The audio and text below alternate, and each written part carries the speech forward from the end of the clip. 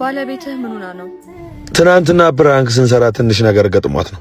ከሚስት ጋር ፕራንክ? ፖስታችን ምን ያህል እይታን እንዳገኘ አልገባሽም? ሚስትህን በጋለ ብረት እየጠበሱ የመቅረጽ ሞራል ነበረህ ማለት ነው?